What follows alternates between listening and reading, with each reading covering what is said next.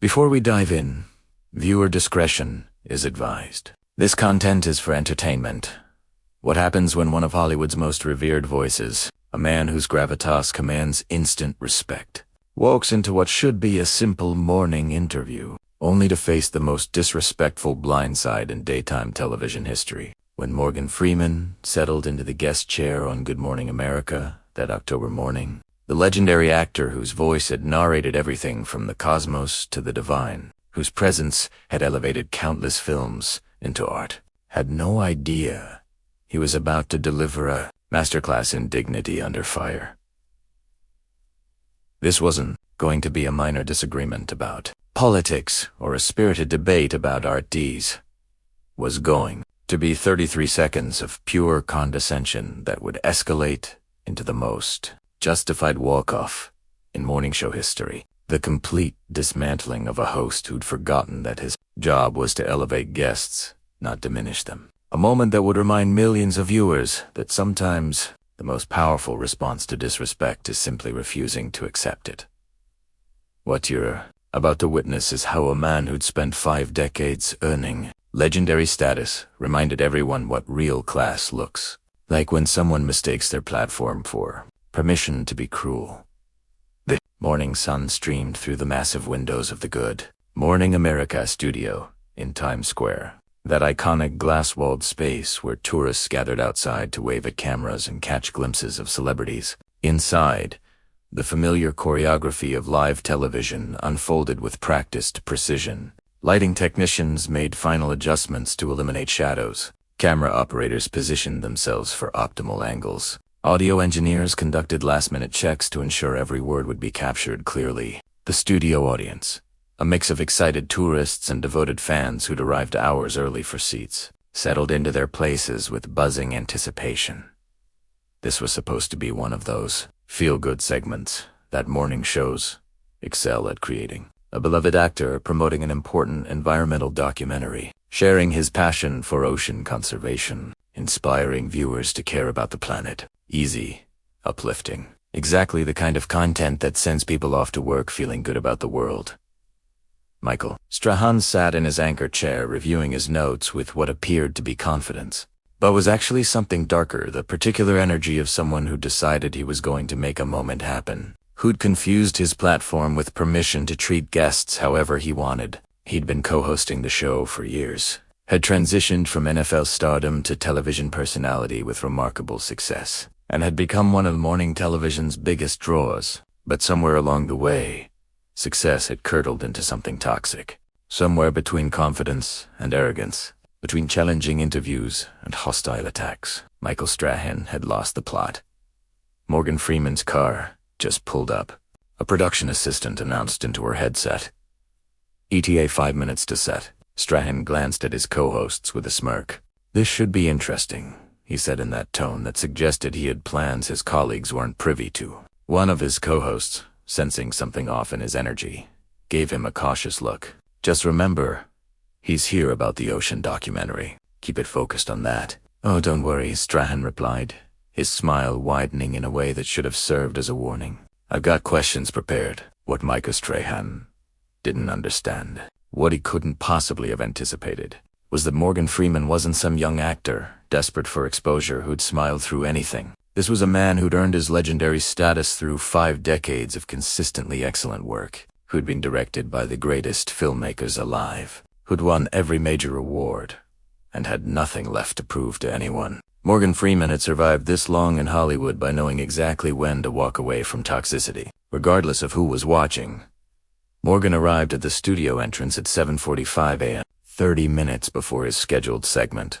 At 86 years old, he moved with the deliberate grace of someone who'd learned to preserve his energy, to move with intention rather than haste. He wore a simple navy blue suit that looked both elegant and comfortable, his signature gold earring catching the light, his white hair and beard perfectly groomed.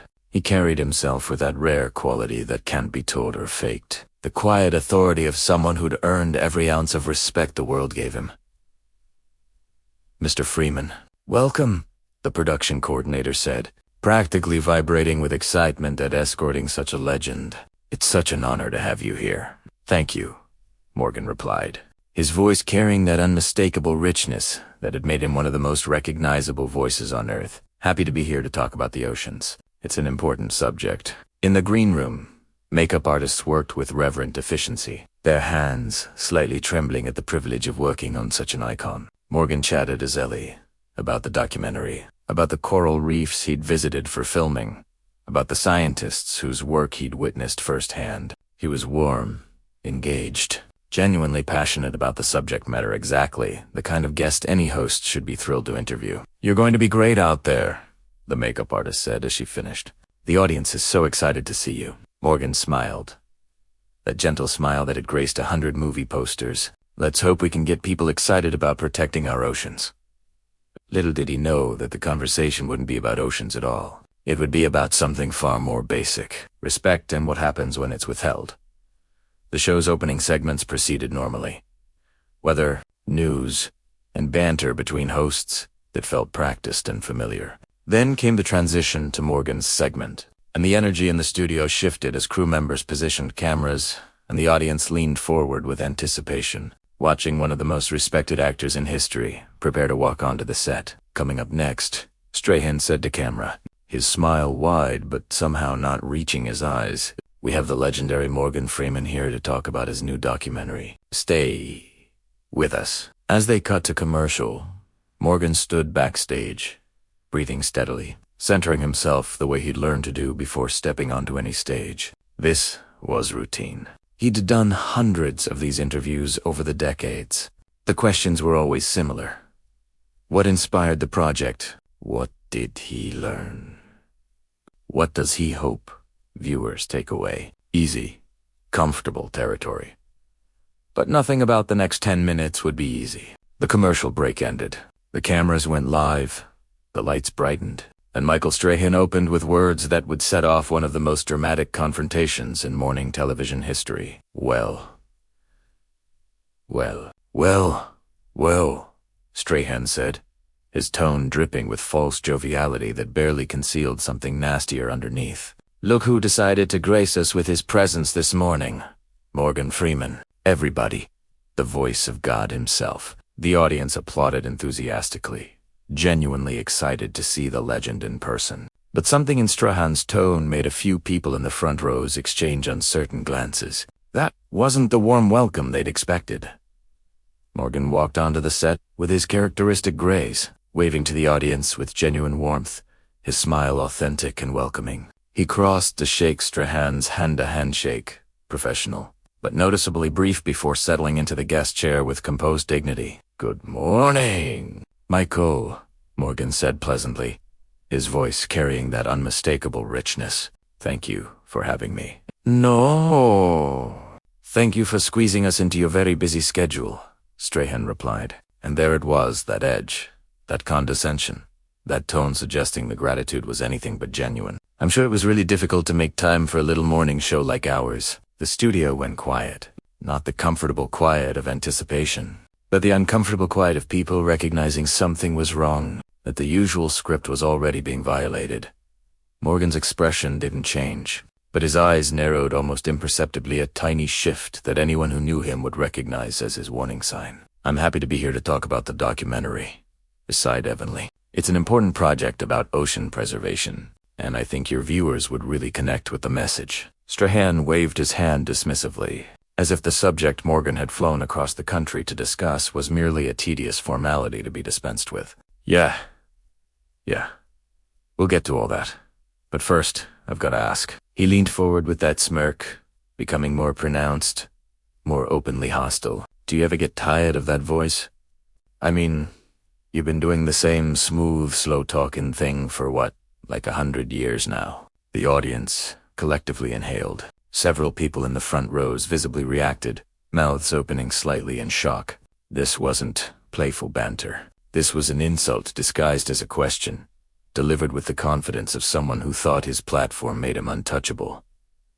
Morgan sat up straighter in his chair, his jaw tightening just a fraction. When Espo, his voice remained controlled, but everyone could hear the steel beneath the surface. "I've been acting professionally for over 50 years. Yes, and I'm proud of every role I've taken. Every character I've brought to life. 50 years of basically playing the same character, though. Right, Strahan pressed, his smirk widening as if he were enjoying himself, as if diminishing a legend was somehow entertainment. The wise old mentor, the calm voice of reason. Don't you ever want to, I don't know, switch it up? Play a villain, a comedian, anything with a little more range. The air in the studio felt thick, suffocating. Camera operators exchanged worried glances behind their equipment.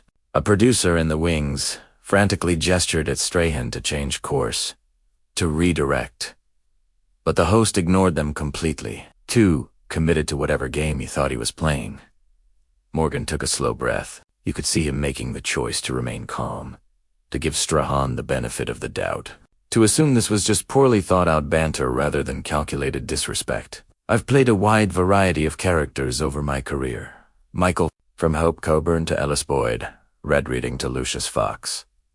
Each role has been unique and meaningful to me, representing different facets of human experience. Right? Right? Strahan said dismissively, rolling his eyes on live television. The guy who drives Miss Daisy around. Very groundbreaking stuff there. Look, I'm just saying, when people think Morgan Freeman, they think, oh, there's that guy with the soothing voice who shows up to explain things and be wise.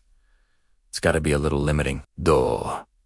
Isn't there? A little, one no. Morgan's hands gripped the armrests of his chair, knuckles whitening slightly. His voice remained steady, but everyone could hear the warning beneath it, the sound of a patient man's patience running out. I think you're fundamentally underestimating the craft that goes into creating meaningful characters. Each person I've portrayed has their own story, their own depth, their own humanity. If that comes across as wise or calming, then I consider that a compliment to the work, not a limitation. Strahan laughed, a sharp, barking sound devoid of genuine humor. Come on, Morgan! Between you and me, you've been coasting on that voice for decades. Put anyone with a deep voice in those roles, and they'd be just as successful. It's not exactly Shakespeare we're talking about here. The studio went dead silent. The temperature seemed to drop.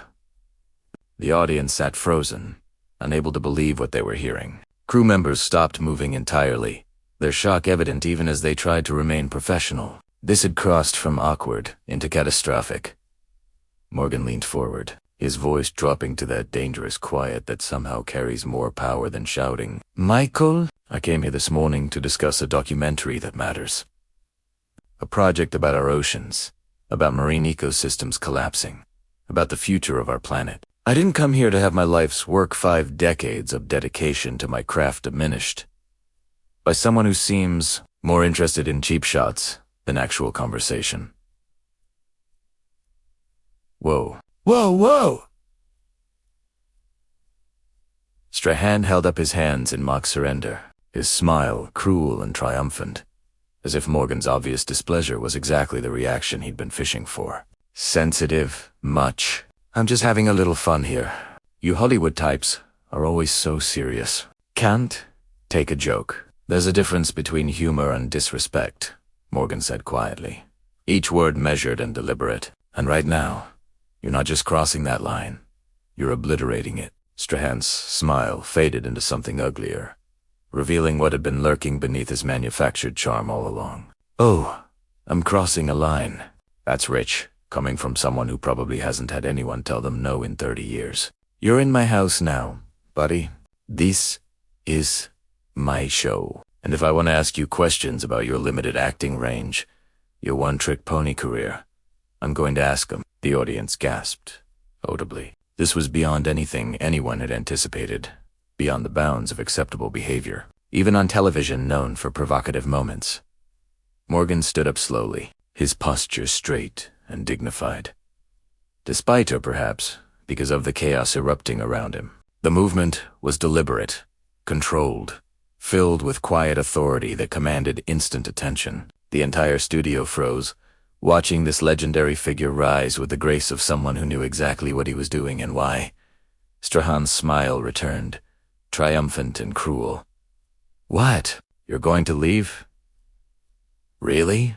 That's very professional of you, Morgan, running away when someone asks you tough questions. Morgan looked down at the host with something that might have been pity, might have been contempt, might have been simple exhaustion at encountering yet another person who'd mistaken a platform for wisdom. Professional would have been you preparing actual questions about the work I came here to discuss, he said, his voice calm but carrying across the entire studio with perfect clarity. Professional would have been treating your guest with basic respect. But clearly, professionalism isn't something you value this morning. Please, Strahan scoffed, standing as well, his face flushing red with anger and humiliation at losing control of his own show.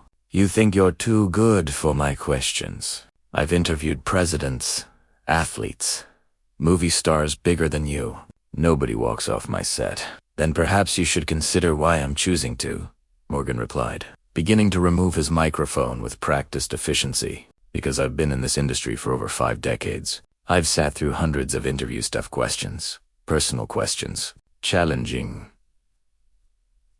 questions, but I've never sat through one where the host was more interested in tearing me down than engaging with the work. Never one where basic respect was so obviously absent. Strahan moved around his desk, getting closer to Morgan, his body language aggressive and confrontational. The cameras captured every second, every micro-expression. Every moment of this host forgetting everything he should have known about his job. You know what your problem is? You're an entitled diva. You come on my show expecting everyone to worship at your feet. And the second someone asks you a real question, a substantive question about your career, you run away like a child. Morgan paused, the microphone halfway removed. When he spoke again, his voice was quiet, but every word cut through the tension like a surgical blade. A real question would have been about the coral reefs dying in our oceans. A real question would have been about the marine life struggling to survive in waters warming because of human activity. A real question would have shown that you actually watched the documentary or read any of the materials your producer sent you or prepared in any meaningful way for this interview. He finished removing the microphone and handed it to a stunned production assistant who looked like she wanted to disappear. I don't need to.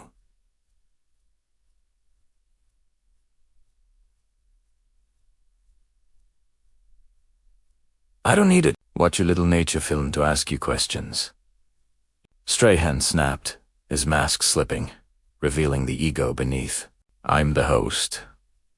I decide what we talk about, and I'm the guest who has the right to leave when that host shows nothing but contempt, Morgan countered, his voice never rising, never losing control, demonstrating exactly what real strength looks like.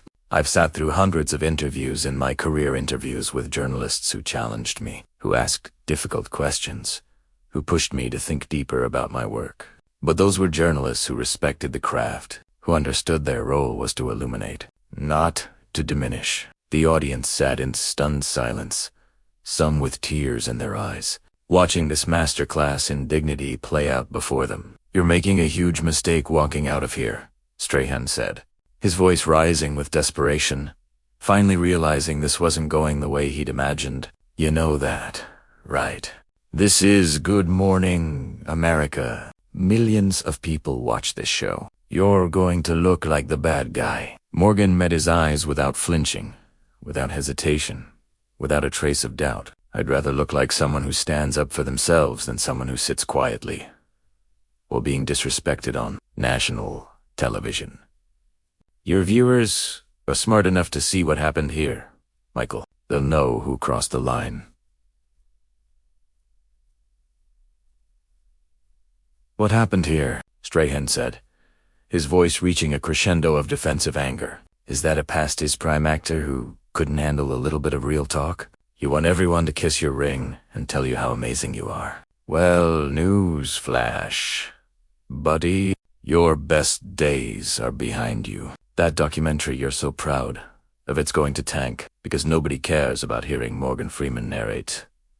Another thing in that same boring voice, the words hung in the air like poison. Even Strahan seemed to realize immediately that he'd gone too far, his face paling slightly as the magnitude of what he'd just said on live television registered. Morgan stood completely still for 3 long seconds. Dennis Millet. Not with warmth, but with the knowing expression of someone who had just watched another person destroy themselves and could only feel sad about it. "That," Morgan said quietly, "is exactly why I'm leaving. Because you've just proven that this was never about having a conversation. This was about you trying to tear someone down to make yourself feel bigger. And I have too much respect for myself, for my work, and for the people who collaborated on this documentary to participate in that." He turned toward the exit with the grace of someone who'd walked hundreds of red carpets, someone who knew how to make an exit with dignity intact. "Wait," Strahan called out, desperation finally breaking through his bravado. "Morgan, come on. Can't we just—" Morgan stopped and turned back one final time. The look he gave Strahan was almost pitying.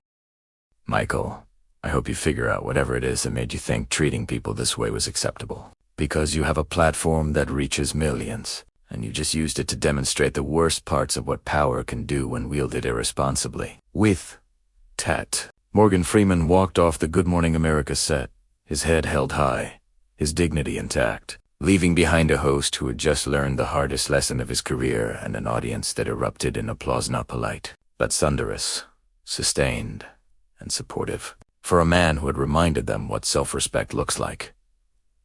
The studio descended into chaos. Producers rushed onto the set. Strahan stood frozen, color draining from his face, as the reality of what had just happened sank in. His co-hosts looked anywhere but at him, their discomfort palpable. The cameras kept rolling, capturing every second of the aftermath. "We're going to commercial," someone finally announced, and the studio lights dimmed slightly as the live feed cut away. But the damage was done. Clips of the confrontation were already spreading across social media at viral speed. Within minutes, they were shared on every platform. Within an hour, it would be one of the most watched moments in morning television history, and the response would be overwhelming.